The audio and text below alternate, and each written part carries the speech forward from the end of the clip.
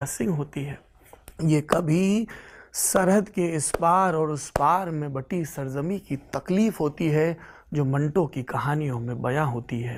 ये गांव-गांव बंजारे की तरह भटकते डफली पर गाते व्यक्ति का नाद होता है, आर्तनाद होता है, जिसे कोई छल्ला कहता है, कोई कुछ और कहता है।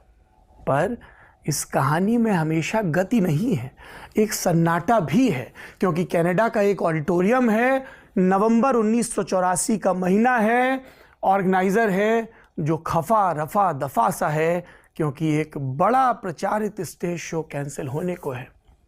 कलाकार मंच पर जाता है, माफ़ी मांगता है, दादी को याद करता है, कहता है जब सोग होता है तब 10-12 दिन दादी रेडियो बजाने को नहीं कहती थी, आज बड़ा सोग है, नहीं गा सकता हूँ, मैं बैठा हूँ टिकट खिड़की पर, आप ले जाइए टिकट के पैसे वापस।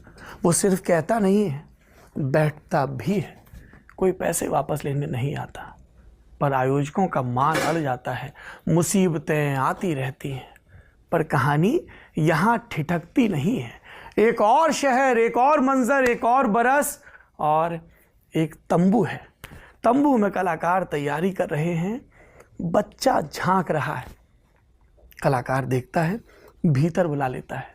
बच्चे के कांधे पर बस्ता नहीं है, बच्चे के कांधे पर एक पट्टा है, पट्टे से लटका हुआ लकड़ी का तख्ता है और है बूट पॉलिश का सामान। बच्चा झिझकता है, तस्वीर खिंचती है तो उस बूट पॉलिश के सामान को किनारे रखने की कोशिश करता है, पर कलाकार कहता है इसी से तुम्हारी पहचान है, और फिर गाना लिखता है रोटी हक दे खाइए चाहे बूट पॉलिशां करिए।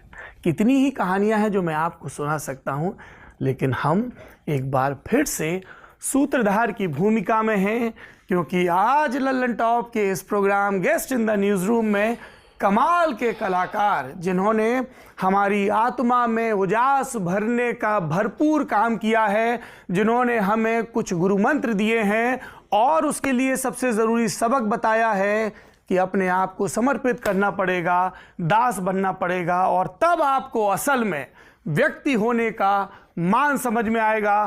जोरदार तालियों से स्वागत करिए गुरदास मान साहब का।